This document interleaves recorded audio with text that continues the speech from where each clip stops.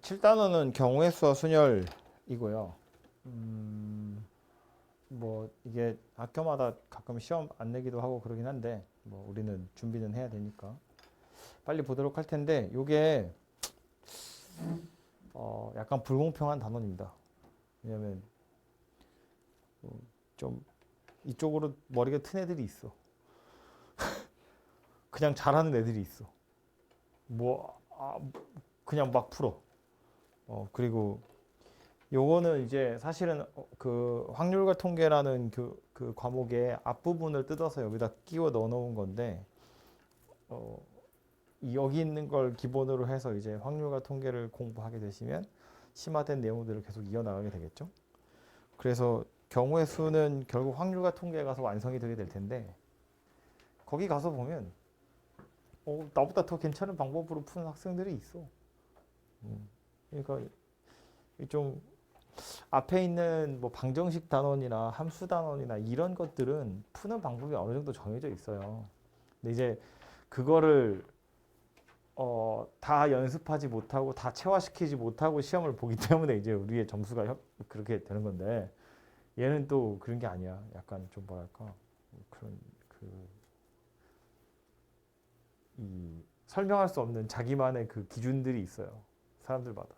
아무튼 그래서 여기 수학 하에 나오는 경우의 수 그리고 순열하고 조합은 그래도 가장 기본적인 이 경우의 수를 세는 툴들이기 때문에 알아야 될 기본적인 공식들, 뭐 상식적인 수준에서 그런 것들이 좀 나와 있으니까요. 알아두셔야 되고. 그리고 사실은 여기가 또 어려운 이유가 뭐 때문이냐면 뭔가 공식으로 짠짠 이렇게 한두 줄 만에 답이 나오지 않는 경우가 굉장히 많아요. 그래서 어렵다고 다들 느끼는 거거든요. 뭐 이따 이야기하겠지만 우리 수용도라고 표현했던 거 기억이 나죠? 수용도라는 걸 이용해서 경우의 수를 세야 되는데 그래서 그런 것들을 셀 때 어렵다고 느껴지는 거야. 뭘 기준으로 경우의 수를 세야 되는지 이런 것들을 좀 연습을 통해서 이 감을 좀 잡으셔야 되거든요. 아무튼 그래서 여기 처음부터 좀 시작을 해볼 텐데 맨 앞에 이제 경우의 수라고 나오는 거 경우의 수를 세는 방법으로 두 가지 툴을 처음에 알려줘요.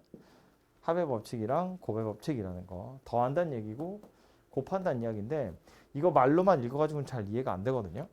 이 한글로 써 있으니까 그런 오해를 하거든. 동시에 일어나지 않으면 합의 법칙을 쓰는 거고 동시에 일어나는 경우면 곱의 법칙을 쓰는가 봐. 이렇게 생각을 한단 말이지.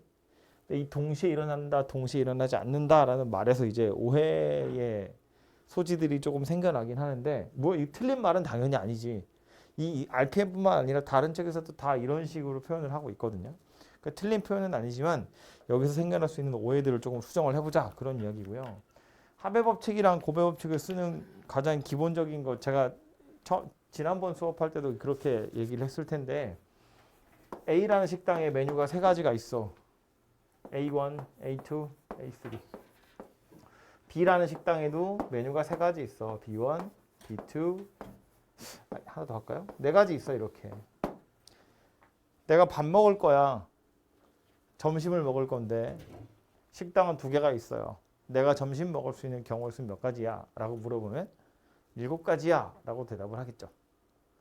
식당이 A, B 두 군데 있는데 A 식당에는 메뉴가 세 가지 있고 B 식당에 메뉴가 네 가지 있으니까 여기서 가능한 경우의 수는 3이고 여기서 가능한 경우의 수는 4야. 그러니까 3 중에 하나를 먹든가 4 중에 하나를 먹는 거지. 책에서 설명하는 대로 하자면 얘와 얘를 동시에 먹을 수는 없잖아요. 그러니까 3하고 4를 더해서 7가지 경우가 될 거다. 이렇게 세는 거라고. 그지? 근데 이걸 내가 합의 법칙이라고 설명하지 않아도 7가지라고 다 생각할 거 아니야. 그지? A 식당에 메뉴 3개고 B 식당에 메뉴 4개고 그럼 내가 점심밥으로 뭐 먹을래? 그러면 7가지 중에 하나겠지 뭐. 그죠? 그렇게 생겼는데 이제 약간 바꿔서 이렇게 할 거야. 내가 여기서 점심 먹을 거고 여기서 저녁 먹을 거야. 그럼 내가 오늘 하루 종일 밥 먹을 수 있는 메뉴의 경우의 수는 총 몇 가지가 될까를 생각해 보면 점심 3가지 중에 하나 먹을 거고 그 각각의 경우마다 저녁을 4가지씩 먹을 거거든요. 그래서 얘는 12가지가 된다 라고 생각할 수 있어요. 12가 왜 12인지 이해 안 되는 사람 없지. 그죠? 점심 3개 중에 하나고 저녁 4개 중에 하나니까 둘이 곱해서 10이다 그 얘기야. 그럼 책에서 설명하기를 뭐라고 했냐면 사건 2개가 동시에 일어나면 경우의 수를 곱할 거야 라고 했는데 그 동시라는 말은 점심이랑 저녁을 동시에 먹겠다는 얘기 아니에요. 순차적으로 뭔가 일어난다 그런 뜻이거든. 동시에 일어나지 않는다라는 말을 이제 반대로 얘기하려다 보니까 동시라고 표현을 쓰긴 썼는데 이렇게 생각하는 거야. 밥을 한 끼만 먹을 거면 이거나 이거 둘 중에 하나를 선택을 해야 돼. 내가 이거 중에 하나를 선택하면 얘를 선택할 수가 없어요. 그걸 동시에 일어나지 않는다라고 표현한 거고 동시에 일어난다는 건 내가 오늘 아침에 계획을 세우는 거야. 이거 중에 하나, 이거 중에 하나. 이건 동시에 일어났다고 보는 거예요. 순차적으로. 그래서 요 각각의 경우마다 요 경우들을 먹을 수 있기 때문에 3이랑 4를 곱해서 곱의 법칙이라고 이야기하겠다라는 거야. 그럼 내가 지금 한 3, 4분 정도 합의 법칙, 곱의 법칙 설명을 했는데 이걸 못 들었으면 내가 처음에 한 질문을 답을 못 했을까? 그건 아니라는 거야. 점심으로 뭐 먹을래? 7개요. 오늘 하루 종일 뭐 먹을래? 그럼 12가지겠지. 이렇게 생각하는 것 자체는 그냥 상식적인 수준에서 하는 거라고. 그걸 굳이 합의 법칙이다, 곱의 법칙이다 라고 말을 하니까 오히려 헷갈리는 거다. 그런 이야기예요. 그죠? 근데 이제 알아야 하는 이유는 얘처럼 단순한 예제로 나오지 않겠지. 경우가. 그죠? 그래서 그렇기 때문에 좀 골치 아파진다는 이야기고 뭐 그래서 이제 그 합의 법칙, 곱의 법칙에다가 하나 더 필요한 강력한 툴로 나오는 게 누구였냐면 수형도라고 하는 거였어요. 나뭇가지 모양의 그림이다. 그래서 수형도 그러거든요. 그냥 존재하는 경우의 수를 다 나열하는 거야. 그죠? 그러니까 예를 들어서 이런 건데 내가 여기서 점심 먹고 여기서 저녁 먹을 거야 그러면 점심 메뉴로 가능한 게 A1, A2, A3 이렇게 3가지가 가능하고 이 각각의 경우마다 저녁 메뉴로 가능한 게 뭐냐면 B1, B2, B3, B4 이렇게 생겼다는 거지. 내가 이거 먹었을 때. A2를 먹었을 때도 마찬가지로 이렇게 생겼다는 거예요. 그리고 얘를 먹었을 때도 마찬가지로 이렇게 4가지가 총 되겠지. 그죠? 그래서 이걸 다 세보면 12가지가 되겠구나. 이렇게 찾는 거라고. 이게 수용도인데 굳이 이 상황에서 수용도라는 걸 쓸 필요가 없다는 게 눈치가 채지잖아요. 내가 점심으로 뭘 먹든지 간에 저녁으로 먹을 수 있는 경우의 수가 다 4가지로 동일하단 말이야. 그지? 그러면 내가 여기 4가지 있고 여기 4가지 있고 여기 4가지 있어. 이 4하고 4를 더해가지고 4하고 4하고 4를 더해가지고 12다 이렇게 찾을 건데 이걸 어떻게 계산한 거라고? 3 곱하기 4다 이렇게 계산한 거라고. 이게 곱셈이잖아. 똑같은 숫자를 여러 번 더하면 그걸 곱하기로 처리하는 거였다고요. 그죠? 그래서 3이랑 4를 곱하겠다는 건 4를 3번 더한다 라고 생각을 하시면 되고요. 그럼 이 수용도가 강력한 힘을 발휘하는 경우는 언제냐면 내가 점심으로 어떤 메뉴를 먹느냐에 따라서 먹을 수 있는 저녁 메뉴의 개수가 달라져 버리면 그때는 이걸 고려하셔야 돼요. 수용도라는 걸. 예를 들어서 내가 A3를 먹은 날은 점심으로 이때는 저녁 메뉴 중에 짝수는 안 먹을 거야. 좀 이상한가? 예를 들자 보니까 그런데 내가 점심으로 A1이나 A2는 상관없는데 A3를 먹었을 때 저녁 메뉴 중에 짝수 메뉴는 안 먹을 거야 라고 해버리면 그때는 이 수용도 그림으로 와서 누굴 지워야 돼? 이 밑에 가서 얘를 지워야 돼. 여기선 B1하고 B3하고 이렇게 2가지밖에 못 먹는 거라고. 그죠? 그러니까 이건 곱의 법칙 가지고 해결할 수 있는 게 아니라는 거예요. 곱의 법칙이라는 건 곱셈이라는 건 같은 숫자를 여러 번 더할 때나 쓰는 건데 얘는 내가 점심으로 어떤 메뉴를 먹었냐에 따라서 저녁 메뉴의 개수가 달라지기 때문에 이건 이제 우리가 흔히 말하는 노가다. 뭘 먹었냐에 따라서 경우의 수가 다 다르니까 점심 메뉴를 기준으로 분류를 해서 따로따로 경우의 수를 구한 다음에 더해야 된다. 그런 이야기라고요. 그죠? 이건 일종의 또 합의 법칙이다라고 생각을 하시면 되고요. 요거 하는 김에 하나만 다시 정리를 하자면 우리가 곱의 법칙 쓸 때요. 우리 보통 이제 조금씩 풀어봤으니까 이렇게 생각하잖아. 점심 메뉴 저거 3개 중에 하나 먹을 거고 저녁 메뉴 저거 4개 중에 하나일 거야. 그러면 점심이 3이고 저녁이 4니까 이렇게 생겼다라고 보통 표현을 하는데 이건 이렇게도 생각하는 거야. 점심 메뉴로 먹을 수 있는 경우가 3가지가 있는데 생각해보면 내가 이 세 가지 중에 무엇을 먹느냐에 따라서 저녁 메뉴의 개수가 달라지지 않으면, 즉 똑같으면 내가 점심으로 무엇을 먹든 저녁에 먹을 수 있는 경우의 수가 똑같으면 내가 점심에 뭐 하나 먹었다고 박아 놓을 거야. 나 점심에 A1 먹었어 라고 박아 놓고 경우의 수를 세는 거지. 그 다음 뭐 하면 돼요? 곱하기 3 하면 돼요. 뒤에 오는 경우의 수가 다 같을 거라는 확신이 들면 아무거나 임의로 하나 박아 놓고 경우의 수를 센 다음에 곱하기 3 이렇게 하면 된다고. A1 먹었다고 치면 저녁에 먹을 수 있는 메뉴의 개수가 4개잖아요. 그죠? 그러니까 A1 먹었다고 치면 4가지고, 그런데 이 A1이든 A2든 A3든 뒤에 오는 경우 수 다 똑같으니까 곱하기 3 할 거야. 그런 의미가 된다고요. 그죠? 그래서 이 과정을 빨리 하면 그냥 3 곱하기 4야. 우리 보통 이렇게 계산을 하는 거였다고. 그죠? 그래서 이미 알고 있는 덧셈과 곱셈에 대한 이야기를 이렇게 한참 동안 한 거고요. 그럼 요 녀석들을 이용해서 이제 실제로 문제로 들어가서 어떻게 얘네들이 적용이 되는지는 문제를 풀면서 좀 살펴볼 텐데,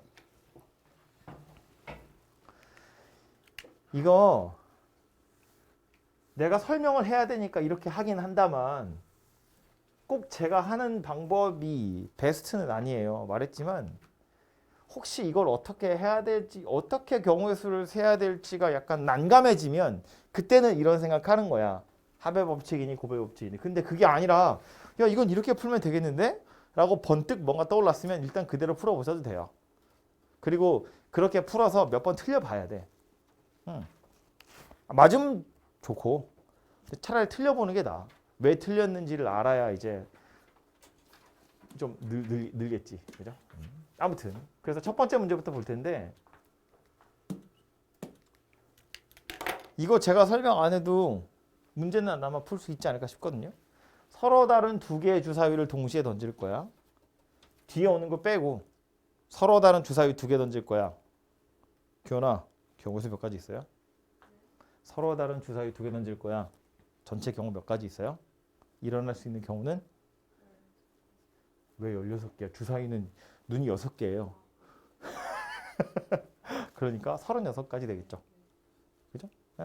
주사위는 첫 번째 주사위, 두 번째 주사위 서로 다르다고 했고, 얘가 1, 2, 3, 4, 5, 6, 그 각각의 경우마다 얘도 1, 2, 3, 4, 5, 6. 그러니까 6이랑 6을 곱해서 36가지가 될 거라고요. 그죠? 근데 그 중에 나오는 눈의 수의 합이 4의 배수가 되는 경우를 찾으래. 그러면 그 36개를 다 써놓고 그 중에 얘는 4의 배수, 얘는 아니야. 이거 할 거야? 이건 좀 너무 하잖아. 그지? 그죠? 그거는 우리 딸 학습지 같은 데 있는 거야. 딸기가 몇 개인지 세래. 그런 거 하는 거. 그런 거 아닐 거잖아. 그지? 그러니까 얘는 이렇게 생각하는 거라고요. 2개의 주사위를 던져서 나오는 합을 생각해 보면 제일 작은 숫자는 2고 제일 큰 숫자는 12야. 그 안에 4의 배수 되는 경우 생각해 보면 합이 4일 수도 있고요. 8일 수도 있고 12일 수도 있겠죠? 이게 4의 배수들인 거잖아. 그러면 가능한 경우들이 몇 가지인지를 세시면 되죠. 합이 4인 경우는 1, 3이랑 2, 2랑 3, 1이에요. 참고로 1, 3하고 3, 1은 다른 경우라고 생각하는 거예요. 다른 경우야. 서로 다른 주사위 2개이기 때문에 1, 3이랑 3, 1은 다른 경우라고요. 그죠? 그러니까 36가지도 다르다고 생각하는 거잖아. 그죠? 그래서 이렇게 3가지 경우가 있고, 8이 되는 경우는 2, 6부터 시작하겠죠. 그래서 3, 5도 있고 4, 4도 있고 5, 3도 있고 6, 2도 있더라. 그런 이야기고요. 12가 되는 경우는 6, 6 요거 하나밖에 없어요. 그렇죠? 그래서 총 9가지가 될 거다. 이렇게 세는 게 일반적인 방법이지. 그죠? 그리고 제가 설명 안 해도 여러분 아마 이렇게 풀었을 텐데, 꼭 이렇게 분류를 해야 되냐? 그건 아니에요. 경우의 수를 셀 때 합이 4의 배수 그랬으니까 저렇게 괜찮은 방법인데, 이런 것도 괜찮아요. 주사위를 2개 던질 거잖아. A라는 주사위가 있고 B라는 주사위가 있다고 쳤을 때 A 주사위가 무엇이 나왔는지를 기준으로 분류를 하는 것도 방법이에요. 다시 말해서 A주 사위가 가질 수 있는 값은 1, 2, 3, 4, 5, 6 이렇게 6가지 값이 나올 수 있고 이 각각의 경우마다 가능한 B의 눈 합이 4의 배수니까 얘가 1 나왔으면 얘는 무조건 3 이거밖에 안 돼요. 그죠? 얘는 2하고 6이 되고요. 얘는 1하고 5가 되고요. 얘는 4가 되고 얘는 뭐냐? 3이 되고 3이야? 그리고 얘는 2하고 6이 되는 거네요. 그죠? 그래서 경우의 수를 세보면 여기 하나, 두 개, 두 개, 하나, 하나, 두 개 이렇게 생긴 녀석이 됩니다. 다 찾은 거냐? 맞죠? 몇 개야 그러면? 9개? 원래 9개야? 9개죠.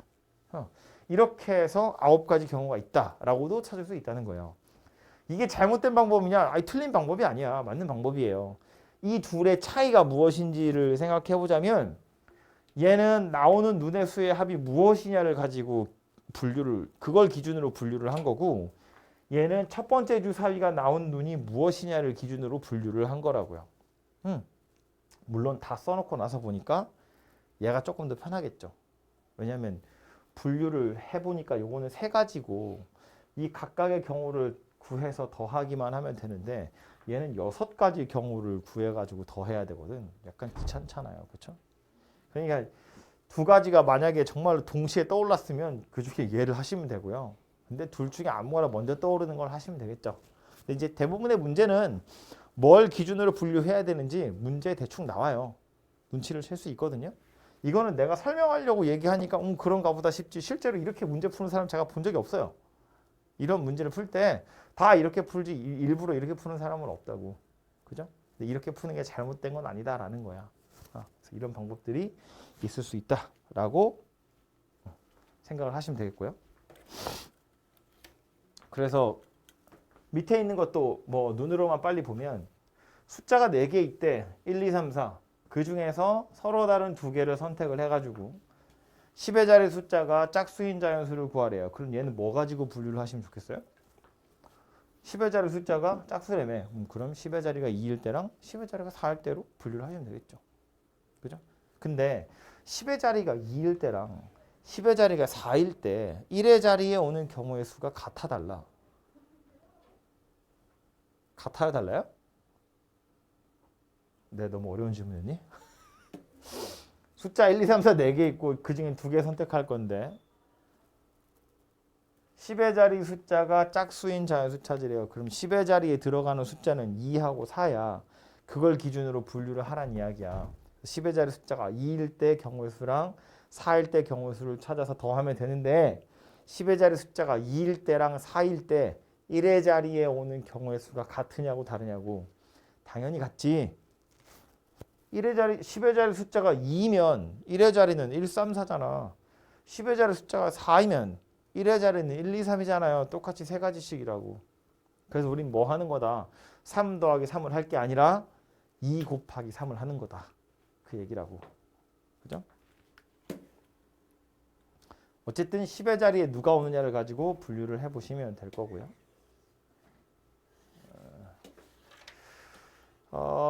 뒤로 가서 여기 575번, 757번도 보시면 의미 아닌 정수의 순서상을 찾으세요거든요.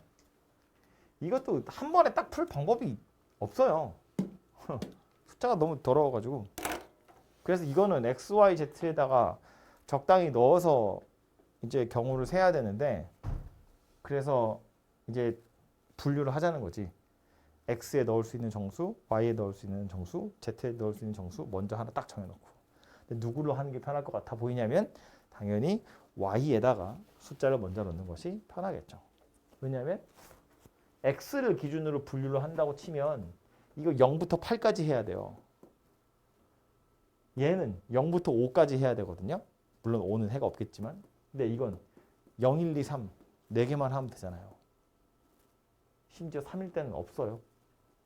그죠? 그래서 이걸 y에 어떤 숫자가 들어가느냐를 가지고 기준을 잡아서 분류를 해보면 y가 0일 때, y가 1일 때, y가 2일 때, y가 3일 때까지 가능하겠지. 그죠? 그래서 y가 0일 때부터 보면 이건 2x 더하기 3z가 16이다 그런 이야기예요. 그죠? 그래서 이제 x, y, x랑 z 중에 z에 넣을 수 있는 숫자를 보면 0 가능하고요. 그럼 얘는 8이겠지 뭐. 굳이 계산 안 해도 돼요. 1은 안 돼. 홀수니까. 2 되죠? 4 되죠? 6 되죠? 아니, 2, 6, 3 안 되죠? 그죠? 이렇게 세 가지가 가능하다고요. 당연히 그때마다 x의 값도 3개씩 있겠지. 그죠? 그러니까 y가 0일 때 가능한 순서쌍이 3개 있다. 그런 이야기예요.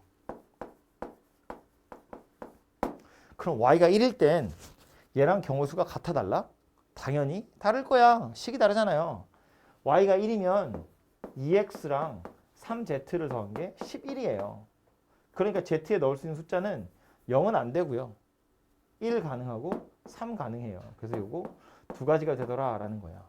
그죠? 그래서 이런 식으로 y에 넣을 수 있는 숫자가 무엇인지를 기준으로 분류를 하시면 경우수를 셀 때 조금 덜 세도 되지 않겠냐라는 거야. 그죠? 그래서 얘는 이렇게 기준을 잡아서 경우를 한번 세 보세요. 요거는 하라고 남겨놓은 거고요. 요거는 아마 없긴 할 텐데 뭐 어쨌든 그것도 없다는 건 여러분 손으로 한번 해보도록 하시고요. 그 바로 밑에 있는 문제는 등호가 들어있는 방정식이 아니라 부등호가 들어있는 부등식이기 때문에 얘도 x랑 y에다가 어떤 숫자를 집어넣어서 먼저 분류를 하셔야 되는데 당연히 y에다가 먼저 넣는 게 좋겠죠. y에는 1하고 2만 넣어보면 되잖아요. 그죠? 그래서 그거 가지고 분류를 해보시고요. 옆으로 가서 760번 어려운 거 아니니까 이거는 이렇게 볼게요. 100의 자리 숫자가 소수이고 10의 자리 숫자는 3의 배수이고 세 자리 자연수다 그랬거든요. 세의 자리니까 자리 이렇게 3개 있는데 얘는 얘 나름대로 그냥 소수가 오면 된대. 소수 누구야? 2, 3, 5, 7. 그죠? 그러니까 여기 올 수 있는 숫자는 2하고 3하고 5하고 7이고요. 여기 오는 숫자는 10의 자리 숫자는 3의 배수래요. 그러니까 여기 오는 건 3하고 6하고 9예요. 1의 자리는 뭐 딱히 별 얘기 없네요. 그죠? 그러니까 여기는 0에서부터 9까지 다 올 수 있어요. 그죠? 근데 이러고 나서 가능한 경우의 수 중에 홀수래. 그럼 안 되네. 큰일 날 뻔했네요. 홀수는 어떻게 봐요? 끝에 한 자리만 보는 거지. 1의 자리. 여기에 1, 3, 5, 7, 9 이렇게 1의 자리는 5개의 숫자만 올 수 있는 거지. 그죠? 그럼 이 상태에서 가능한 자연수의 개수 세보세요. 그런 이야기인데 100의 자리에 누가 오느냐에 따라서 10의 자리나 1의 자리에 오는 경우의 수가 달라지지 않아요. 그죠? 뭐 꼭 각 자릿수가 다 달라야 돼 이런 이야기 없잖아. 그지? 그러니까 여기에 올 수 있는 경우가 4가지 있는데 이 4개 중에 누가 오든 뒤에 오는 경우의 수는 달라지지 않아요. 그러니까 마음에 드는 숫자 아무거나 하나 딱 박아놓고 경우의 수 센 다음에 곱하기 4 이렇게 할 거라고. 그래서 예를 들어서 2라는 숫자를 내가 골라가지고 200 어쩌고 저쩌고 뭐 이런 거 했다고 쳐봐. 그럼 여기에 오는 경우의 수는 3가지거든요. 이 3가지 중에 누구를 고르냐에 따라서 1의 자리의 경우 수가 달라져? 안 달라져. 그죠? 그러니까 이 중에 아무거나 하나 고를 거야. 내가 9를 골랐어. 이렇게. 그 다음 마지막에 곱하기 3 하면 되겠죠? 그 다음 뒤에 오는 경우 수가 몇 가지 있냐면 총 5가지가 있더라. 그런 이야기라고요. 그죠? 그래서 이 경우 수를 세보면 4 곱하기 3 곱하기 5다. 그런 이야기예요. 설명이니까 이렇게 복잡하게 하는 건데 이걸 쳐다보고 4 곱하기 3 곱하기 5지 라고 그냥 자연스럽게 받아들여야 돼. 아니 내가 설명이니까 이렇게 하는 거라고. 당연히 4랑 3이랑 5는 곱하는 겁니다.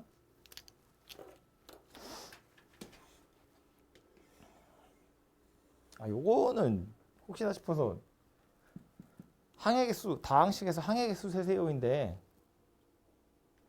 이거 다 전개해가지고 몇 개인지 세라는 이야기 당연히 아니고요. 유출을 해보자는 거야. 근데 이 다항식 곱셈할 때 했지만 이거 세 개 중에 하나가 나오는 거예요. 왜 예를 들어서 이거 전개한 거 중엔 XPA라는 거 있겠지. YRB 뭐 이런 거 있을 거 아니야. SQA 이런 거 있겠지. X제곱 QA 이런 건 없어요. 그지? 그런 건 없다고. 여기서 하나밖에 안 나오거든요.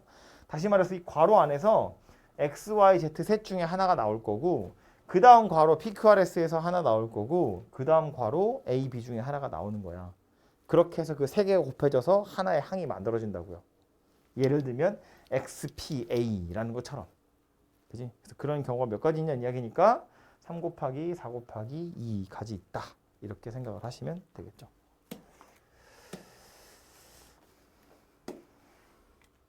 약수의 개수.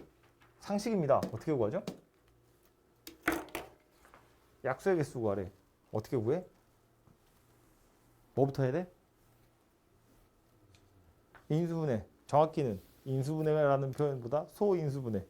그죠? 소수를 다 쪼개야지. 48을 소인수분해 해요. 얼마냐? 16이랑 3이죠.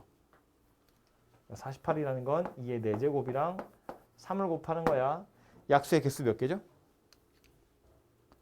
손으로 세고 있으면 안 되고요. 몇 개? 약수의 개수 몇 개? 10개, 10개. 왜 10개? 어떻게 외웠어? 외운 게 머릿속에 남아있는 사람은 아무도 없는 거냐? 약수 10개. 왜 10개? 지수에다가 1씩 더해서 곱하는 거야. 지수가 4하고 1이니까 5랑 2를 곱해서 10이다. 이렇게 되는 거였다고요. 그지? 그럼 왜 1씩 더해서 곱하는가를 생각해보면 약수라는 건 이런 거거든. 2라는 숫자가 4개 있고 3이라는 숫자가 하나 있어. 걔네들 중에 몇 개를 꺼내가지고 곱하기를 빡 해버리면 그게 약수가 돼요. 예를 들어서 2 2개랑 3 하나를 꺼냈다고 치면 12거든. 그 12가 48에 당연히 약수라는 거예요. 그죠? 그러니까 각각의 소수마다 쓸 수 있는 경우의 수를 세보면 2가 4개 있잖아. 그 말은 2를 안 쓸 수도 있고 1개, 2개, 3개, 4개까지 쓸 수 있다는 이야기니까 2라는 소수 입장에서 보면 경우의 수가 5가지가 있다는 거예요. 3은 마찬가지로 안 쓸 수도 있고 하나 쓸 수도 있으니까 3 자체만 생각해보면 경우의 수가 2가지가 있다는 거야. 그래서 2는 2 나름대로 경우가 5가지, 3은 3 나름대로 경우가 2가지. 그래서 2 중에 하나, 3 중에 하나를 꺼내는 거니까 그 둘을 곱해서 5 곱하기 2다. 이렇게 해결을 할 거란 이야기예요. 그죠? 그러니까 막 소인수분해 했는데 2의 세제곱, 3의 제곱, 5 곱하기 7의 뭐 5제곱 뭐 이런 거 나왔으면 이게 약수 몇 개야? 4 곱하기 3 곱하기 2 곱하기 6 이따위로 생겼을 거라고요. 어마무지한 숫자가 되겠지만 7의 5제곱이라니 해본 적도 없어요. 아무튼 그런 식으로 약수의 개수가 정해질 거라는 거야. 2 나름대로 경우 4가지, 3 나름대로 경우 3가지, 5는 2가지, 7은 6가지. 걔네들을 다 동시에 곱할 거니까 곱의 법칙 가지고 해결해 보시면 되고요. 그래서 약수의 개수는 지수에 1씩 더해서 곱한다. 그런 이야기고 약수의 총합은 이것도 조금 외우실 필요가 있고 혹시 나올까 싶은데 뭐 내년에 혹시 나올지도 몰라요. 저기 수열 이런 데 가서 약수의 총합은 어떻게 구하냐면 요거 가지고 예를 들면 2라는 녀석은 경우가 총 5가지 있다고 그랬어. 2의 0제곱부터 이거 5가지 하고 3이라는 녀석은 이렇게 해서 2가지가 있거든요. 그래서 제가 이렇게 잘라보면 총 칸이 10칸 있는 거잖아. 그래서 약수의 개수가 10개인 거거든요. 근데 이 칸 안에 들어있는 숫자들을 다 더한 게 약수의 총합이잖아요. 여기 누가 들어있는 거냐면 2의 0제곱 곱하기 3의 0제곱이 들어있는 거야. 2의 1제곱 곱하기 3의 0제곱이 들어있는 거고 2의 제곱 곱하기 3의 0제곱 같은 숫자들이 들어있는 거거든요. 그럼 이 박스 안에 있는 숫자들을 다 더해보면 일단 오른쪽으로 먼저 얘네들을 다 더하면 이것들은 전부 3의 0제곱이라는 걸 가지고 있고 인수로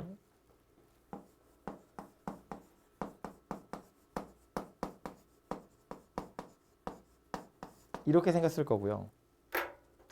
얘네들은 또 다 더해보면 3의 1제곱을 공통으로 다 가지고 있어요. 그러면서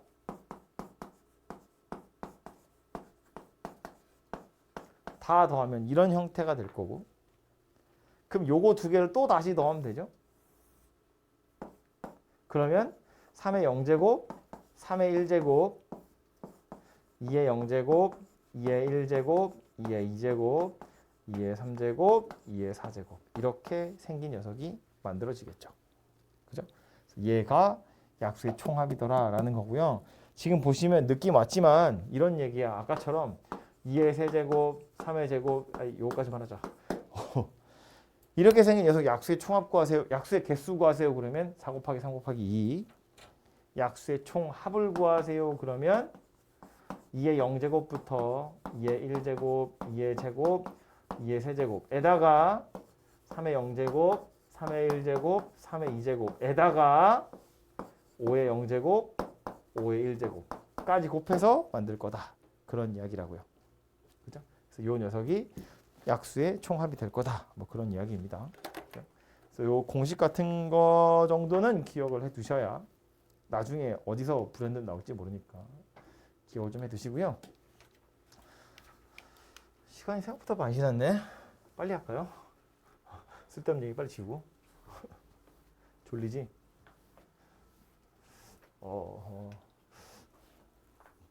다 자면 멈출 거야. 돌아가면서 자. 모두가 동시에 눈을 딱 감으면 수업 끝. 내가 안 하고 니네 집에 못 가. 안 보낼 거야. 768번 ABCD 네 사람이 각자 책을 하나씩 가져와서 바꿔 읽을 건데 자신이 가져온 책은 자신이 읽지 않을 때 책을 바꿔 읽는 경우 수를 구하래요. 굉장히 유명한 문제고요. 요거는 이제 저작권 때문인가? 책이라고 바꿨는데 원래 모자 문제예요. 모자 쓰고 와서 문 앞에 걸어놓고 집에 갈 때 남의 거 쓰고 가는 경우의 수. 왜 그런지 모르겠지만 굉장히 싫겠죠?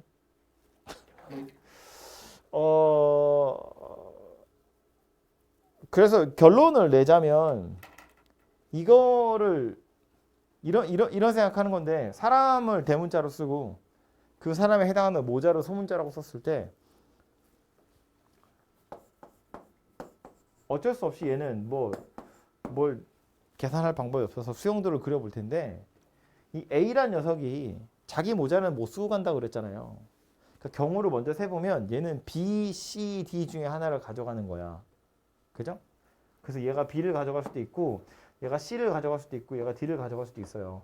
경우 수는 세 가지예요. 그럼 이 뒤에 오는 경우의 수 A가 B를 가져갔냐 C를 가져갔냐 D를 가져갔냐에 따라서 경우의 수가 같을지 다를지를 먼저 고민하는 거예요. 같을까 다를까? A가 어떤 모자를 가져갔느냐에 따라서 뒤에 오는 경우의 수는 같아요 달라요? 아무도 대답 안 하면 계속 물어볼 거야. 같다고 다르다고?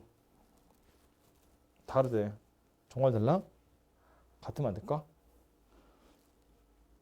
아니, 사람 4명 있는데 내가 얘 거 쓰고 가나 얘 거 쓰고 가나 얘 거 쓰고 가나 전체 경우가 달라질 리가 있어?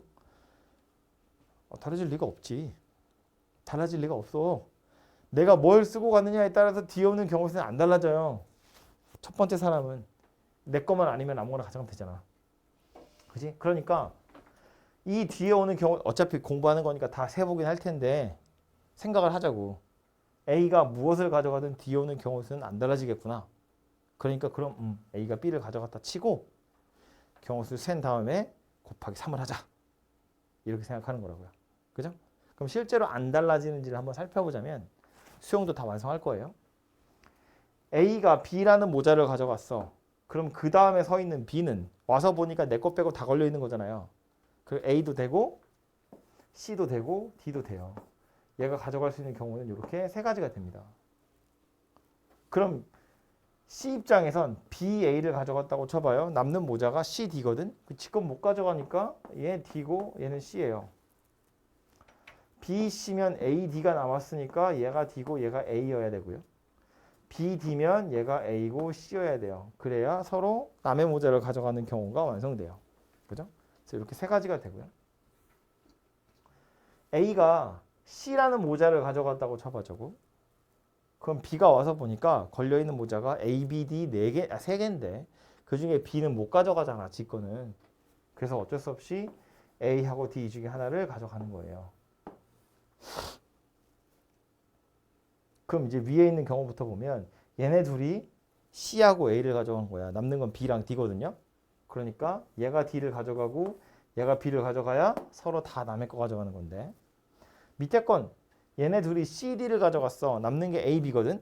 그럼 그 A, B는 이렇게 A, B를 가져가도 괜찮고 이렇게 B, A를 가져가도 괜찮은 거잖아요. 그죠? 결과적으로 몇 가지가 된 거냐면 세 가지가 된 거다. 그런 이야기라고요. 그죠? 마지막으로 D. A가 D를 가져간 경우도 B 입장에서 보면 자기 건 못 가져가니까 남는 게 A, C거든요. 요 경우에 B 첫 번째 경우부터 보시면 얘가 D 가져가고 얘가 A 가져가면 남는 건 B, C니까 얘가 B를 가져가고 얘가 C를 가져가야 전부 다 남의 거 가져가는 건데 앞에 건 어때요? 밑에 건 얘가 D고 얘가 C면 남는 게 A, B거든. 그 A, B는 방금 본 것처럼 얘도 되고 얘도 돼요. 그래서 얘도 결과적으로 보자면 똑같이 세 가지가 되는구나 라는 걸 알 수 있다고요. 그래서 경우의 수를 다 세보면 최종적으로는 9가지다 이렇게 생겼고 거의 모든 문제집에 다 나오는 문제인데 그 모든 문제집에 다 이렇게 수용도로 찾거든요. 그러니까 당연히 수용도로 찾는 게 맞아요. 근데 찾기 전에 생각은 한번 해보자는 거야. 아까 제가 처음에 했던 질문 A가 어떤 모자를 가져가느냐에 따라서 D에 오는 경우의 수가 달라질까 안 달라질까 결과적으로 보니까 어때요? 안 달라졌어. 안 달라졌을 거라는 걸 이해하셔야 돼요. 물론 지금 이 수용도에 보면 아니 A는 그렇다 치는데 B가 여기는 3개고 여기는 2개고 여기는 2개인데 이게 안 달라진 거라고? 안 달라진 거야. 이건 내가 임의로 B, C, D라고 순서를 정해버렸기 때문에 그래서 두 번째 사람 입장에서 보면 경우의 수가 다른 것처럼 보이지만 최종적인 결과를 생각해 보면 내가 만약에 A잖아요. 니들 각자가 A라고 생각을 해봐. 내가 어떤 모자를 가져가느냐에 따라서 전체 경우가 달라지는 건 말이 안 돼요. 당연히 똑같다고. 내 할 바 아니잖아. 두 번째 사람이 뭐 가져가든지 난 내 거 가져갈 건데 결과적으로 보면 경우는 다 똑같을 거라고요. 그러니까 요거 하나만 구해서 B라고 박아놓고 경우의 수를 구한 다음에 곱하기 3 하는 게 당연히 정상적인 풀이다라는 거고요. 그 정도는 생각할 수 있어야 조금 더 복잡하게 생긴 경우의 수도 남들보다 쉽게 풀 수 있어요. 그래서 수용도를 그릴 때 뒤에 오는 경우의 수가 같은지 다른지 이런 것들을 꼭 생각을 하면서 풀어보도록 하시고요.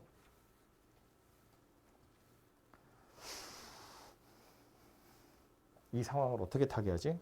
다 졸린데? 나도 졸린데? 이 경우의 수 단어는 안타깝지만 개념 설명은 아까 다 한 거야. 한 5분. 다 이런 거예요.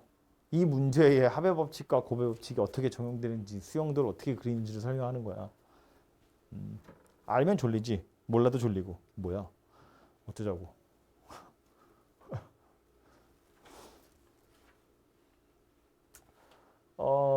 100원짜리 2개, 50원짜리 3개, 10원짜리 4개 있고요.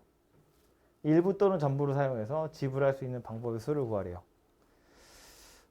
비교하셔야 될 건 지불하는 방법이랑 지불하는 금액이에요. 그죠? 책에는 방법밖에 안 써있지만 지불하는 방법의 수도 있고 지불하는 금액의 수도 있었다고.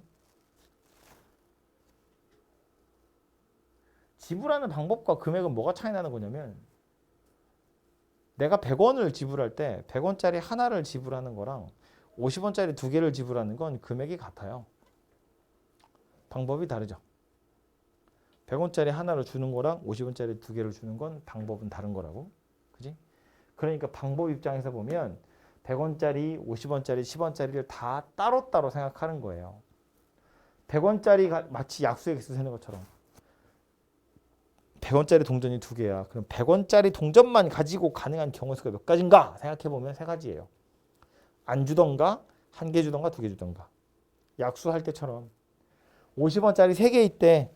50원짜리만 생각해보면 지불하는 경우 몇 가지 있냐면 4가지 있고요. 10원짜리는 5가지 있어요. 그지? 그러니까 지불하는 방법의 수, 그러면 경우의 수는 3가지랑 4가지랑 5가지를 다 곱해서 만들 건데, 문제는 이제 요 함정 하나 있죠. 뒤에 1 하나는 빼야 되거든요. 그러니까 하나를 왜 빼냐면 요 경우 중에는 100원짜리도 안 주고 50원짜리도 안 주고 10원짜리도 안 주는 경우도 포함이 되어 있어요. 이게 약수 같은 경우엔 소인수를 하나도 안 가져가면 1이라는 약수가 되거든요. 그러니까 그건 약수니까 상관없는데, 얘 마지막에 뭐래? 빵원을 지불하는 경우는 제외하라 그랬잖아요. 그죠? 지불하는 게 아니잖아. 빵원을 지불하는 건. 그지? 그렇기 때문에 약수의 개수처럼 세는데 1 하나는 빼자. 그게 이제 방법의 수고요. 어차피 나올 거니까 지불하는 금액의 수도 생각을 해보면, 지불하는 경우의 수는 방법의 수와 뭐가 차이 난다고 했냐면 50원짜리 2개랑 100원짜리 하나는 방법 입장에선 다른 방법인데 금액 입장에선 같은 금액이었거든. 그래서 이 금액 입장에서 보면 여기서 겹치는 애들이 되게 많을 거라는 거야. 예를 들면 이 안에 50원짜리 2개랑 100원짜리 하나인 거 겹치겠죠. 50원짜리 3개랑 100원짜리 하나, 50원짜리 하나 이런 건 애들이 겹칠 거고, 50원짜리 2개랑 10원짜리 하나, 100원짜리 하나랑 10원짜리 하나 이런 애들 다 겹칠 거라고. 120원, 130원, 140원, 150원, 160원 이게 다 겹칠 거라는 거야. 2개씩. 그지? 그러니까 그런 경우들을 다 찾아서 빼야 되는데 그게 너무 귀찮으니까 한 방에 가자면 이런 거예요. 아예 겹치는 경우가 없게 만들자라는 거야. 방법의 수와 금액의 수가 차이가 나는 건 방법이 다른데 금액이 같기 때문에 문제거든. 그럼 모든 금액을 다 다른 방법으로 계산하게 만들어버리면 방법의 수나 금액의 수나 똑같을 거잖아요. 쉽게 말해서 여기서 만약에 50원짜리가 한 개밖에 없었어. 그럼 얘는 방법의 수나 금액의 수나 똑같아요. 겹치는 경우가 없잖아. 그죠? 근데 이게 50원짜리가 3개나 있기 때문에 방법이랑 금액이 달라지는 거라고. 그래서 우리는 얘를 어떻게 조작할 거냐면 방법의 수랑 금액의 수가 같아지게끔 조작을 해볼 거고, 그래서 최종적으로 여러분이 외우셔야 되는 건 뭐냐면 이 문제처럼 작은 단위의 화폐를 모아서 큰 단위의 화폐가 될 수 있는 경우엔 겹치는 것이 존재하는 거잖아요. 그래서 그런 경우엔 어떻게 할 거냐면 이 큰 단위의 돈을 작은 단위의 돈으로 다 환전을 해서 작은 단위의 돈을 가지고 금액을 지불한다. 이렇게 생각을 하시면 돼요. 그러니까 원래는 100원 2개, 50원 3개, 10원 4개인데 이걸 어떻게 할 거라고? 100원짜리 2개를 다 50원짜리로 바꿔서 50원짜리 7개랑 10원짜리 4개다. 이렇게 생각하고 방법의 수를 세시면 그게 금액의 수가 될 거다라는 거예요. 이 중엔 이제 겹치는 거 없을 거잖아. 그죠? 이게 작은 돈을 큰 돈으로는 바꾸시면 안 돼요. 안 되는 이유는 만약에 50원짜리가 2개 있잖아요. 얘처럼 3개가 아니고 50원짜리가 2개 있는 경우면 그때는 50원짜리 2개를 100원으로 바꿔버리잖아. 그럼 50원을 지불할 방법이 없어요. 작은 돈을 큰 돈으로 바꾸면 50원짜리가 3개면 다행이지만 50원짜리가 만약 2개 있었으면 이걸 100원짜리로 바꾸는 순간 50원을 지불할 방법이 없다고. 거스름돈 따위는 없으니까. 그지? 그래서 이제 큰 돈을 작은 돈으로 쪼개서 금액이랑 방법이 똑같아지게 만드는 거고, 이렇게 만들어 놓고 나서 보면 경우의 수는 7 더하기 1이랑 4 더하기 1에다가 하나를 빼서 이렇게 만들어 보시면 되겠죠. 그죠? 이렇게 돈을 가지고 있었으면 지불하는 방법의 수가 요만큼이거든요. 그래서 이거 어떤 돈 가지고 있을 때 지불하는 방법, 또 지불하는 금액의 수는 매번 이렇게 세는 거니까 기억하시고, 이런 거는 제가 안 해도 되지 않을까요? 도로망? 내가 막 장황하게 설명 안 해도 되잖아. 그지?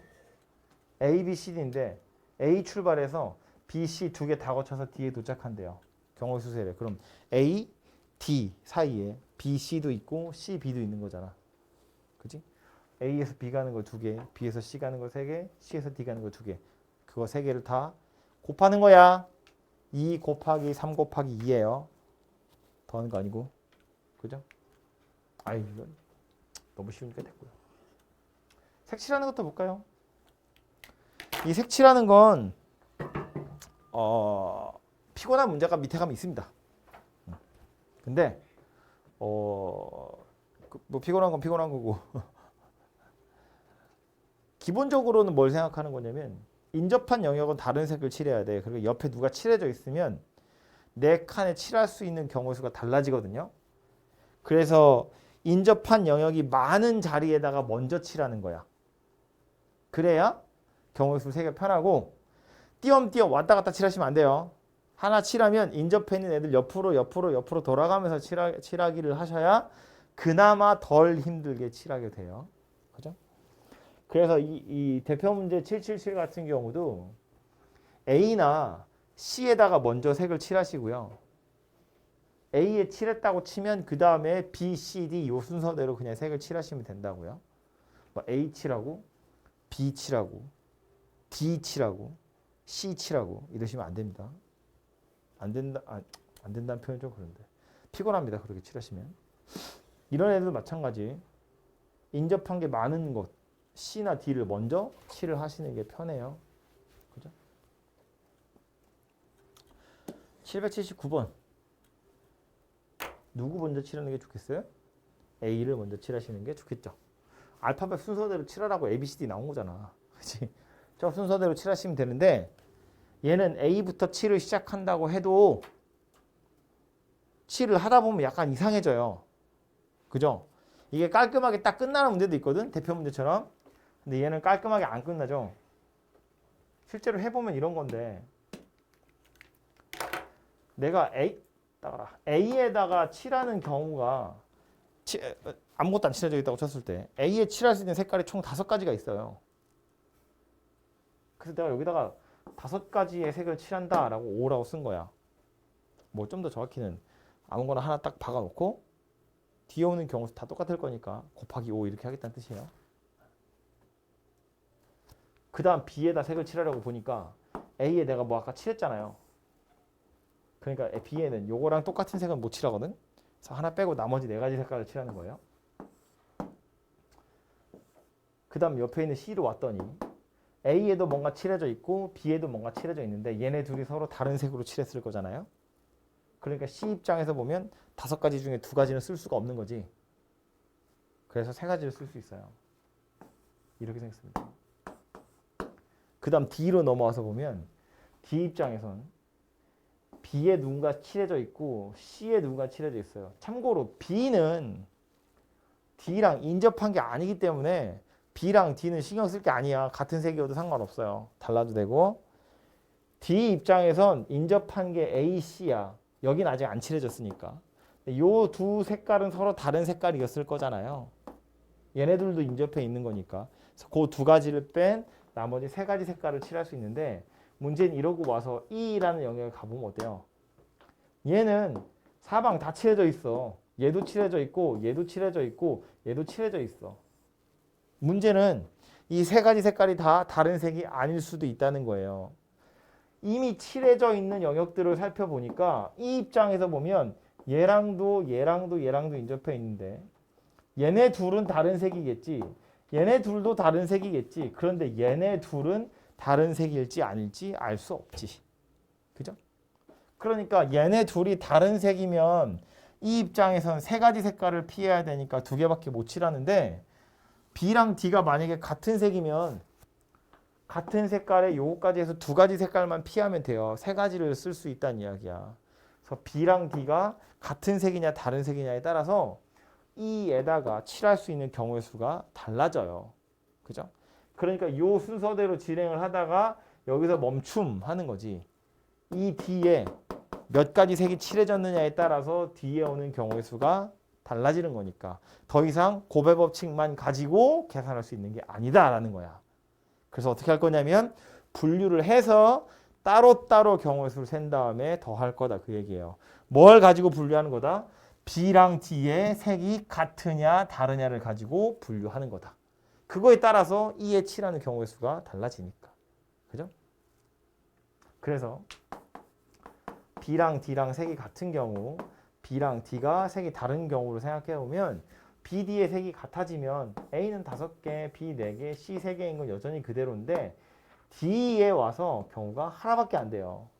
B랑 D랑 같은 색을 칠하기로 했거든. 그러고 나서 보면 E에다 칠할 수 있는 경우가 몇 가지라고요? 이제는 3가지라고요. B랑 D가 같은 색이니까. 요 경우는 어때요? 여기 5, 4, 3 이것까지는 똑같고 여기에 D 입장에서 보면 얘네 둘은 인접해 있으니까 피해야 될 색깔들이고 요거랑도 다른 색을 칠하기로 했거든요. 그래서 3가지를 피해서 여기다가는 2가지를 쓸 수 있고요. 그럼 그 경우에 E에다가 쓸 수 있는 경우도 역시나 2가지가 돼요. 그래서 요 경우 따로따로 구한 다음에 더하기를 하셔야 된다. 그런 이야기예요.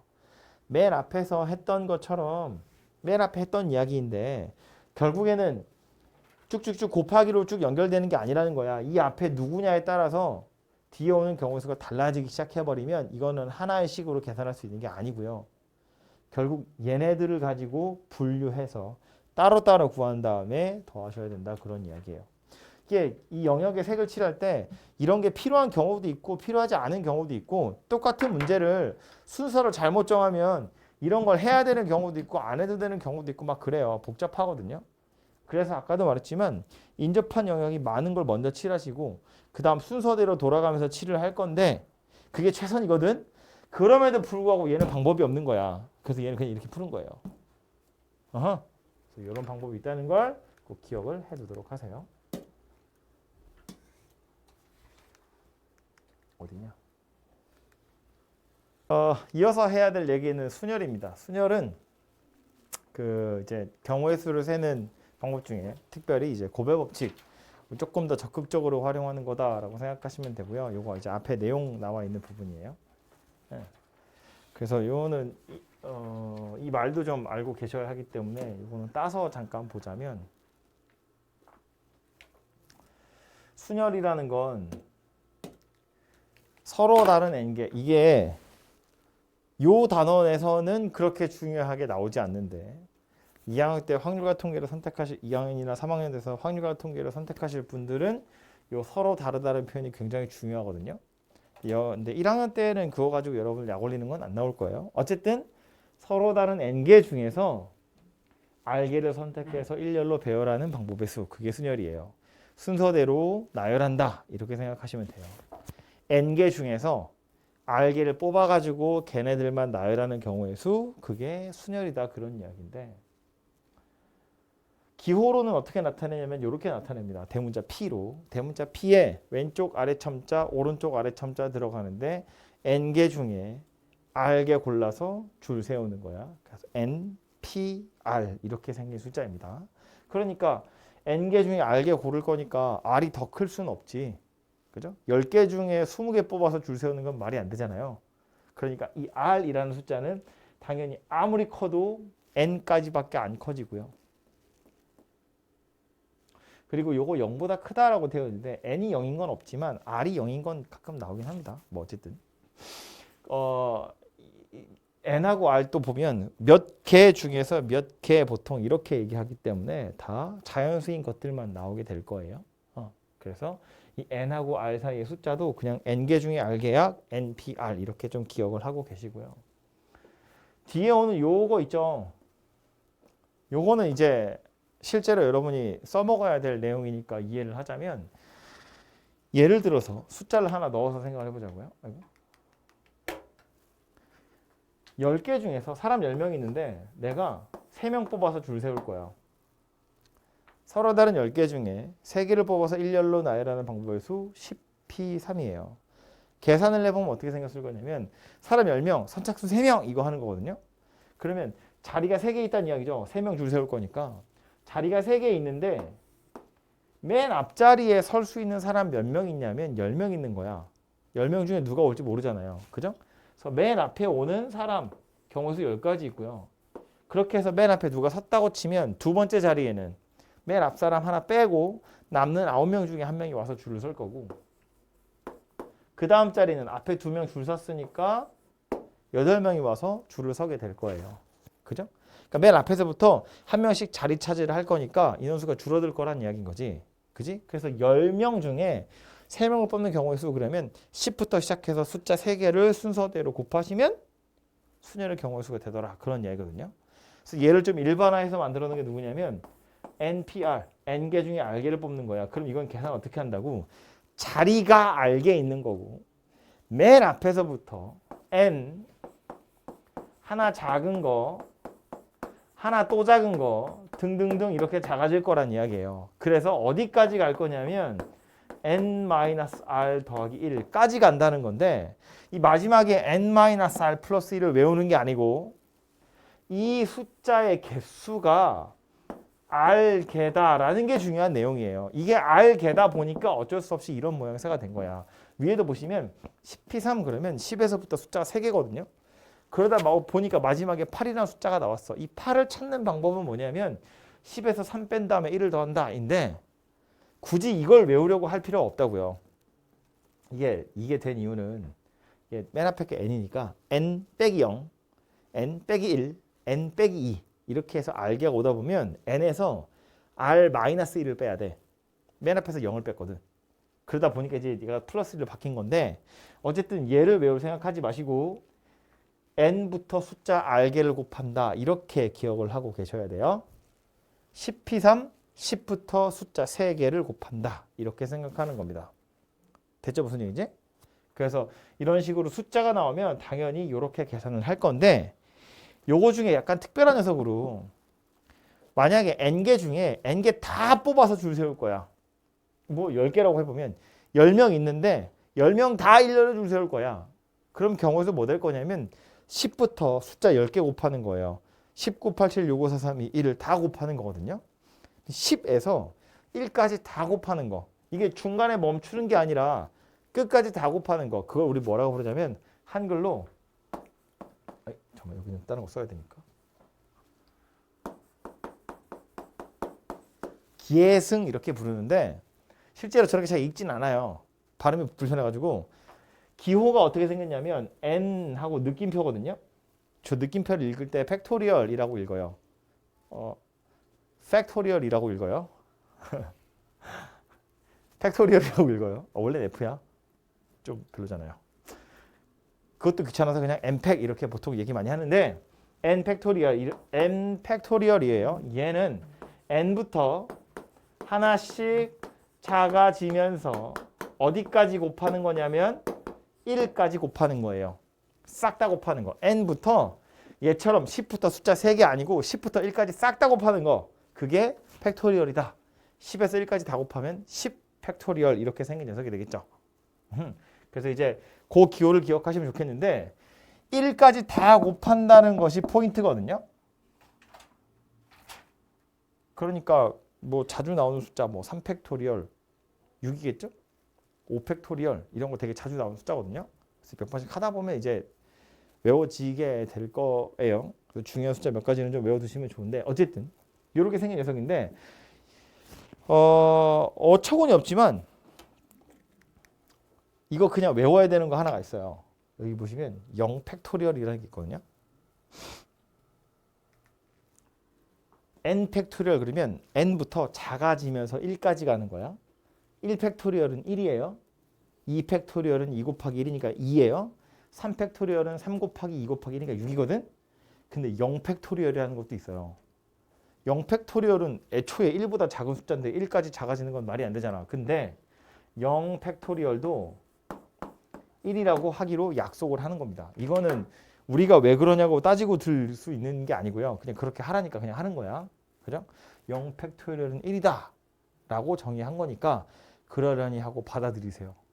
도대체 왜일까를 궁금해하지 마. 그냥 그런 거야. 그냥 그런 거야. 이 기호의 성질이니까 기억을 하시면 좋겠어요. 그래서 이 팩토리얼이라는 것의 기본적인 정의, 계산하는 방법이랑 조심해야 될 거 하나를 이야기했는데 이거 갑자기 왜 얘기했냐면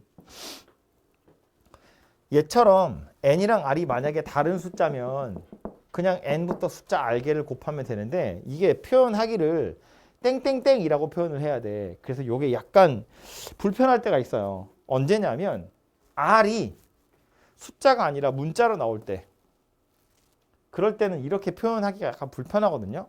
그래서 이거 뭐 하냐면 분자랑 분모에다가 숫자를 하나 집어넣을 거야. 뭐 집어넣을 거냐면 n-r 더하기 1보다 1 작은 거. n-r. 요거보다 또 1 작은 거. 요거보다 또 1 작은 거. 등등등 해서 1까지 곱하는 거. 지금 노란색을 분자에다 갖다 꽂아 넣었거든요. 분모 원래 없었는데 1이 있었다고 치고 분모에도 똑같이 n-r, n-r-1 이렇게 집어넣었다고 치면 분자 뭐 된 거야? 그냥 n부터 1까지 그냥 싹 다 곱한 게 되는 거예요. 원래 여기서 멈춰야 될 건데 내가 이거에다 이어받아서 쭉 숫자 다 집어넣은 거잖아. 그지? 그러니까 분자는 n 팩토리얼 된 거고 분모는 이거 끼워 넣었으니까 똑같이 얘 넣는 바람에 n-r 팩토리얼 된 거지. 그죠? 그래서 얘를 다시 써보면 n 팩 분모에 n-r 팩 이렇게도 쓸 수 있다는 이야기예요. 훨씬 간단하게 생겼죠. 그죠? 그래서 이 NPR이라는 순열의 기호는 얘처럼 생각하는 게 당연히 기본이고요. 숫자로 나와 있으면 당연히 이렇게 계산하는 거야. 그런데 n이나 r에 문자가 껴있던가 아니면 어떤 공식 같은 걸 증명해야 될 땐 땡땡땡은 불편해요. 그때는 팩토리얼이라는 걸 이용해서 나타내게 돼요. 그래서 요거 두 가지는 다 알고 계셔야 됩니다. 숫자로 나왔을 땐 위에 거 쓸 거고 문자나 공식을 증명할 땐 밑에 걸 써야 되거든요. 그러니까 맨 앞에 있던 저 10P3이라는 것도 따지고 보면 이런 거라고. 10P3은 10부터 숫자 3개를 곱했다고도 볼 수 있지만 분자의 10팩, 분모의 10-3팩 이렇게 생겼다고도 볼 수 있다는 거예요. 그럼 10팩이면 10, 9, 8, 7, 6, 5, 4, 3, 2, 1은 귀찮으니까 안 쓸게요. 7팩이야. 7, 6, 5, 4, 3, 1은 귀찮으니까 안 쓸게요. 약분. 그럼 19, 8 똑같이 생겼잖아요. 그죠? 그래서 어차피 약분돼서 사라질 것이기 때문에 굳이 R이 숫자로 나왔을 땐 팩토리얼을 이용해서 나타내지 않는다. 그냥 산수하면 된다. 라는 거예요. 그래서 이게 순열에서 나오는 내용이고요. 책에 있는 거 살짝 읽어보고 그래서 얘를 문제로 끌고 가면 어떻게 적용이 되는지를 예제 몇 개 없으니까 그거 풀로 한번 가봅시다. 순열이라는 건 서로 다른 n개 중에서 알게 뽑아서 일렬로 줄 세우는 경우에 쓰고요. 요 기호 기억하라고 그랬어요. n, p, r. 그래서 n에는 서로 다른 거, r에는 몇 개를 선택해서 줄 세울 건지 그렇게 쓴다고 생각하시면 되고요. 작게 써 있지만 얘가 중요한 말이라고 그랬어요. n부터 여기까지 곱한다고 기억하시면 안 돼요. 분명히 헷갈릴 거야. n부터 숫자 r개를 곱한다라고 기억하고 있어야 돼요. 이렇게 그렇게 생겼고 밑에 가서 보시면 계승 나오죠. 옆에 보시면 팩토리얼이에요. 계승이라고 아무도 읽지 않아요. 한 명도 본 적이 없어요. 그러니까 그냥 팩토리얼이라고 생각하고 계시고요. 그 팩토리얼에 해당하는 거 요 np, n부터 1까지 곱하는 거니까 n 팩토리얼이랑 똑같은 거고 np0 약간 이상하지? 서로 다른 n개 중에 빵개를 골라서 줄 세우는 거야. 근데 1이래. 왜 1이냐면 np0이라는 건 n부터 숫자를 빵개 곱하는 거거든? 약간 이상하다는 느낌이 들지만 이걸 팩토리얼 가지고 증명해 보면 n 팩토리얼 n-0 팩토리얼이에요. 그죠? 그럼 분자도 n 팩이고 분모도 n 팩이잖아. 그러니까 얘는 1이다 이렇게 약분이 되거든요. 그러니까 아무도 줄 안 세우는 한 가지 경우는 있더라라는 거야. 왜 우리 약수의 개수 셀 때도 소인수 아무것도 안 건지면 그냥 1이거든요. 그 1도 약수를 취급하는 거잖아. 부분집합의 개수 셀 때 공집합도 하나의 부분집합으로 취급하는 거잖아요. 얘도 마찬가지예요. 아무도 줄 세우지 않는 거 그것도 하나의 방법이라고 한다. 이렇게 기억을 하시면 될 것 같아요. 그죠? 그래서 이제 NP형도 1이구나 라는 거 하나 기억을 해두시면 좋을 것 같아요. 뭐 그 뒤에 나오는 내용은 다 얘기했던 거니까. 문제로 가봅시다.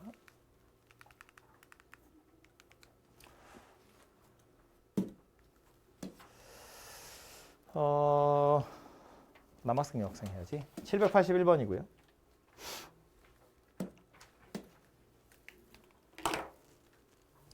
남학생 3명, 여학생 4명 일렬로 줄 세울 건데 여학생끼리 이웃한데 이웃하기 전에 일단 이렇게 합시다. 남학생 3명, 여학생 4명 합쳐서 일렬로 줄 세울 거야.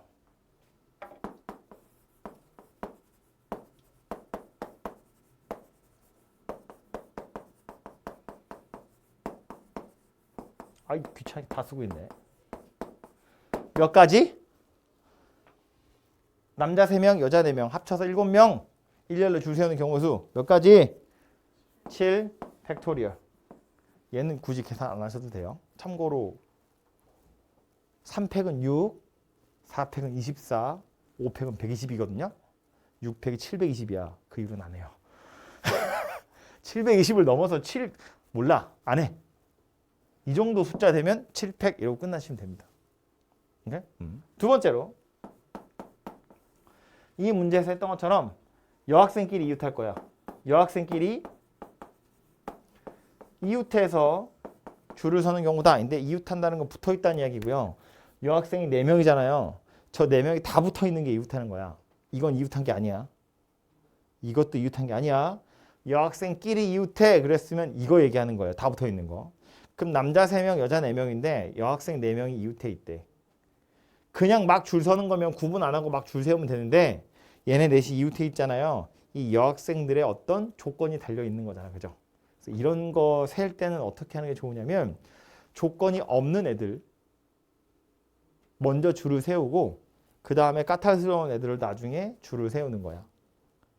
물론 반대로 까탈스러운 애들을 먼저 줄 세우고 얘네를 아무렇게나 세워도 상관없어요. 근데 보통은 조건 없는 애들, 아무렇게나 세워도 되는 애들을 먼저 세워놓고 나서 그 다음에 조건이 달려있는 애들을 세우시면 되거든요. 그래서 이 여학생들끼리 이웃해야 돼. 그러면 남자애들을 먼저 줄 세우는 거야. 남자애들 먼저 줄 세우면 몇 가지예요? 남자 3명이잖아. 남자 줄 세울 거야. 3패.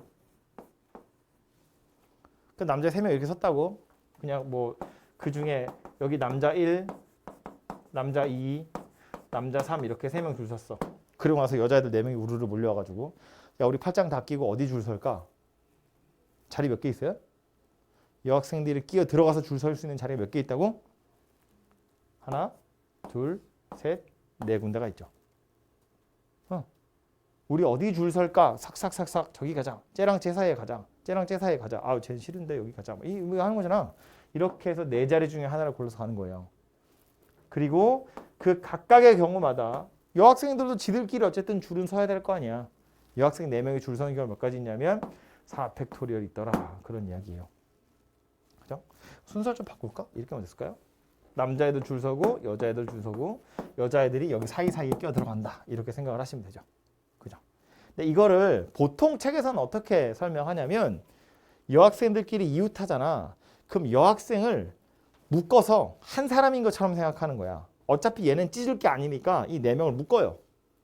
그래서 하나인 것처럼 생각하고 남자 3명이랑 여자 한 묶음.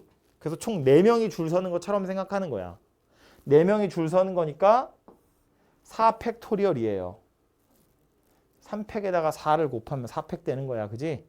그리고 여기 4팩은 뭐예요? 여학생들 자기들끼리 줄 서는 경우. 그지? 그래서 4팩 곱하기 4팩 이렇게 계산하는 경우가 대부분이에요. 근데 굳이 이렇게 왜 설명했냐면 헷갈리게 남학생이 또 적지.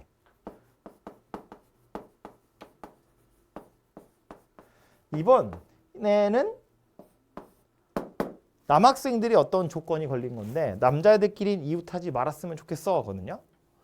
여학생 4명이고 남학생 3명인데 이건 이웃하는 거고요. 이건 이웃하지 않는 거고요. 요건 아니야. 이건 이웃하는 것도 아니고 이웃 안 하는 것도 아니거든요. 그러니까 이웃하지 마라 그러면 이거 다 떨어지는 걸 얘기하는 거예요. 남자애들끼리는.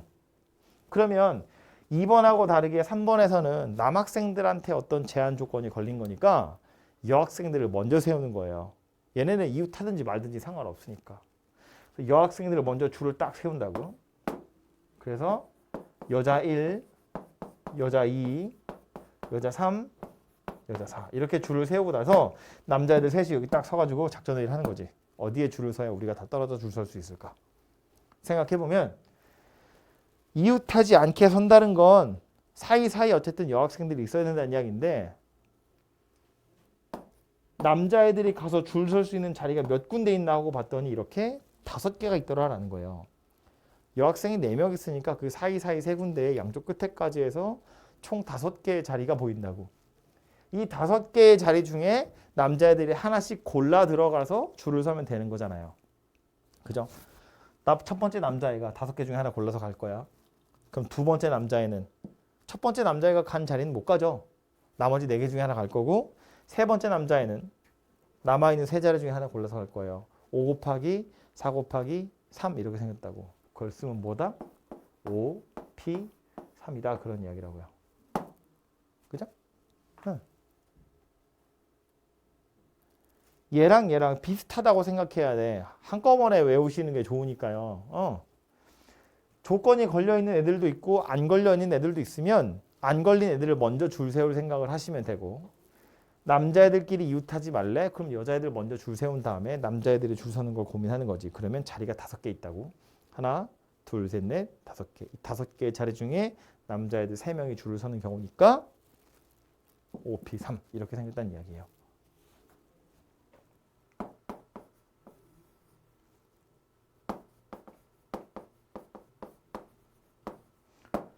남학생, 여학생이 교대로 줄 설 거야 이번엔. 저 말은 이제 남자애들도 서로 이웃 안 하는 거고 여자애들도 서로 이웃 안 하는 거예요. 남자, 여자가 모두 다 이웃하지 않는 경우에 그럼 얘는 남자애들도 뭔가 제한 조건이 있는 거고 여학생들도 뭔가 조건이 있는 거잖아요. 남자도 이웃하지 말아야 돼. 여자도 이웃하지 말아야 되거든. 그럼 누굴 먼저 줄 세울 거냐? 이게 골치 아픈 내용인데 다행인 건 뭐냐면 남학생 3명이고 여학생 4명이기 때문에 교대로 줄을 서는 방법은 한 가지밖에 없어요. 남자와 여자 입장에서 보자면 여남 그거밖에 없다고. 그죠? 만약에 인원수가 똑같으면 여자부터 시작해서 남자로 끝나게 쓸 수도 있고 남자부터 시작해서 여자로 끝나게 쓸 수도 있거든요. 교대로 서는 경우가 이렇게 해도 되고 이렇게 해도 되고 근데 지금 얘는 한 명 차이가 나기 때문에 이렇게밖에 안 돼요. 그러니까 교대로 줄을 서는 경우는 여학생들은 여학생들끼리 줄 서는 거고 남학생은 남학생들끼리 줄 서는 거고 이거 2개를 곱하시면 끝나겠죠. 여기에 남자 1, 남자 2 위에 써있네. 이런 남자 3 해놓고 이게 사이사이 끼어 들어가면 끝나는 거라고. 그죠? 남자애들 따로 줄 서고 여자애들 따로 줄 서고 까이 끼워 넣기만 하면 끝난다 그 얘기라고요. 그죠? 요게 교대로 줄을 서는 경우더라. 그런 이야기예요. 그죠? 그래서 요거는 그렇게 어렵지 않죠. 어쨌든 있는 애들 다 줄 세우는 거니까 전부 다 팩토리얼 가지고 계산하는 거고. 여기 나오나?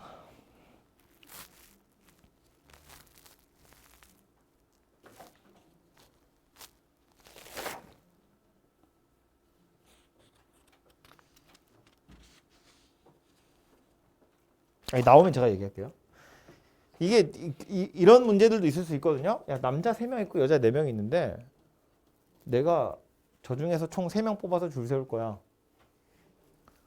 아, 이건 조합에 가야 나오겠다. 그건 조합 가서 얘기합시다. 어쨌든 쟤네들 다 줄 세우는 경우는 이런 식으로 팩토리얼로 해결을 하시면 되기 때문에 어떻게 하는지 이 정도만 기억하고 계시면 몇 가지 응용해서 풀어보시면 되고요. 옆에 보시면 야구 선수냐 축구 선수냐 뭐 이런 거 나오는데 이웃하지 않게 하는 거 남자 여자랑 똑같은 거잖아요. 그죠? 그거 해보시면 되고 뒤에 가서 보면 여기 아닌가? 적어도 다음이구나. 요거 787번도 눈으로 빨리 보고 가면 어른 3명, 어린이 2명 그랬는데 그냥 뭐 남자 3명, 여자 4명이랑 똑같아요. 어른 3명, 어린이 2명 있는데 양 끝에 어른이 왔으면 좋겠대. 그럼 아까 우리 했던 요거 가지고 예를 들어보자면 남자 3명, 여자 4명 있는데 5번째로 양 끝에 남자들이 오게끔 줄을 세워보자 거든요. 남자 셋, 여자 넷, 양쪽 끝에 남자 둘이 와야 돼. 그럼 어떻게 할 거냐면 남자 2명 먼저 줄을 세울 거야. 남자 3명 있는데 그 3명 중에 2명을 먼저 줄을 세울 거야. 그 다음 그 2명을 쫙 벌리면 되죠. 그리고 남아있는 애들을 사이에다 다 줄을 세우면 돼요. 이렇게 생겼다는 이야기입니다. 그죠? 양쪽 끝에 남학생을 박아놓고 가운데 줄 선다. 이렇게 생각을 하면 되는 거니까.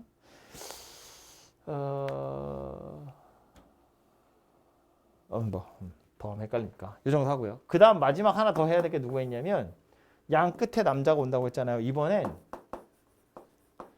적어도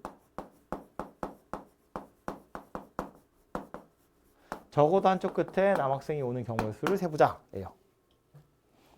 적어도 한쪽 끝에 남학생. 한쪽 끝이라는 건 맨 앞이거나 맨 뒤에. 그럼 적어도라는 표현이 붙어 있는 걸 보니까 집합 같은 거 할 때 많이 했죠. 뭐 하라는 이야기냐면 여사건, 여집합 생각하시면 되죠. 그러니까 적어도 한쪽 끝에 남자라는 건 전체 경우에서 뭘 빼야 돼요? 남자가 없는 거.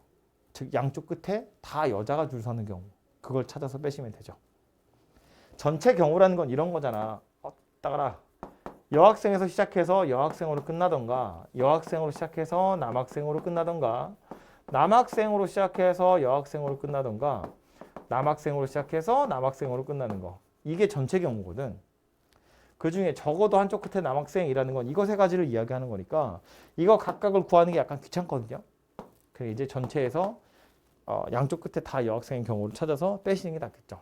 전체 경우라는 건 7명이 그냥 생으로 줄 서는 거니까 7 팩토리얼이고 거기서 4p2 곱하기 5팩 얘를 빼시면 되죠. 여학생 4명 중에 2명 줄 세워서 벌린 다음에 나머지가 사이에 끼어 들어간다. 이렇게 생각을 하시면 될 것 같아요. 뒤에 보시면 유형업에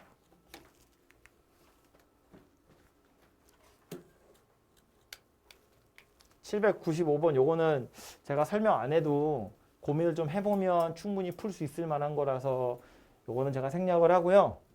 그 다음에 나와 있는 건 사전식 배열이거든요. 이 사전식 배열도 사전이 뭔지는 알잖아. 그지? 책으로 된 이만한 사전. 그 사전에 단어가 순서대로 나와 있잖아요. 그 순서대로 배열을 했을 때를 이야기하는 거거든요. 그러니까 뭐 이런 거 할까요? 61번째 오는 숫자 누구냐? 인데 맨 앞에 오는 단어 누구냐면 A, B, C, D예요.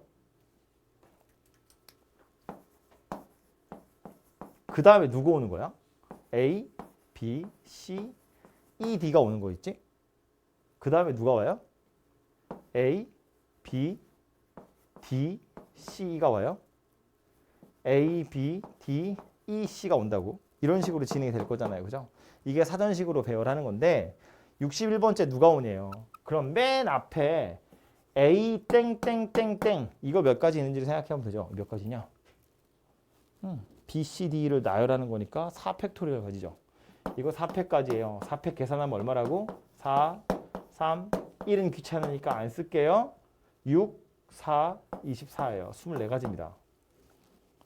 맨 앞에 B가 오는 것도 똑같이 4팩이니까 24가지겠죠? 맨 앞에 C가 오는 것도 똑같이 4팩이에요. 24가지입니다. 근데 이렇게 해버렸더니 60일이 지나가 버렸잖아요. 그죠? 일단 멈추고 C로 시작해서 C, A, 땡땡땡 이거 몇 가지 있는 거야? B, D, E 3개 배열하는 거니까 3팩 있는 겁니다. 그죠? 이거 6가지 있어요. 이거 여기까지가 48개고 여기가 54개입니다. 그 다음에 오는 건 CA가 끝났으니까 CB가 오는 거지. 이것도 3팩까지 있습니다. 그래서 여기까지가 60가지입니다. 물어보는 건 61번째잖아요. 그러니까 바로 요 다음에 오는 거 누구냐지. C로 시작하겠죠? A 끝났고 B 끝났죠. C는 못 쓰죠. D 오죠. 그 다음 순서대로 쓰시면 얘죠. C답에. 요게 답이 될 겁니다. 그죠? 그래서 이렇게 하던 식으로 배열을 해보시면 되겠다. 그런 얘기예요. 그래서 이것도 그냥 앞에서부터 다 줄 세우는 거니까 뭐 큰 틀에서 보자면 순열이고요. 그래서 덧셈 잘하시면 헷갈리지 않게 풀 수 있을 것 같아요. 그래서 오늘 경우의 수하고 순열 이야기를 했는데 사실은 조금 양이 많죠. 말했지만 이게 설명을 하자면 할 양이 많고 여러분 RPM 말고 뭐 마플 같은 교재 있죠. 엄청 많아 양이. 그리고 하나하나가 정말 다 주옥 같아요. 너무 해. 뭐 어떻게 해. 차라리 경우의 수 단원이 제일 어려워요. 순열이나 조합 아니면 이제 확률과 통계에 가서 중복 순열, 중복 조합 이런 거 할 때는 어떻게든 공식을 쓰게 하려고 맞춰진 그런 문제들이 나오거든요. 그리고 그 공식을 이용해서 문제를 푸는데 여긴 아니야. 특히 맨 앞에 경우의 수 같은 건 뭐 아까 영역에다가 색깔 칠하는 거 뭐 이런 거 있잖아요. 뭐 얄짤 없어. 그냥 다 손으로 세는 거야. 그래서 오히려 여기가 더 어렵거든요. 근데 정 안 되면 수영도라도 그려서 문제를 좀 풀어보세요. 그리고 풀고 나서 해설지 한번 보세요. 맞았어도 해설이 어떻게 풀고 있는지 꽤 도움이 됩니다. 물론 귀찮아서 안 하겠지만 맞게 풀었어도 아 내가 너무 고생스럽게 풀었는데 싶으면 확인을 한번 해보시면 좋을 것 같아요. 아니면 저한테 물어보든가. 오케이?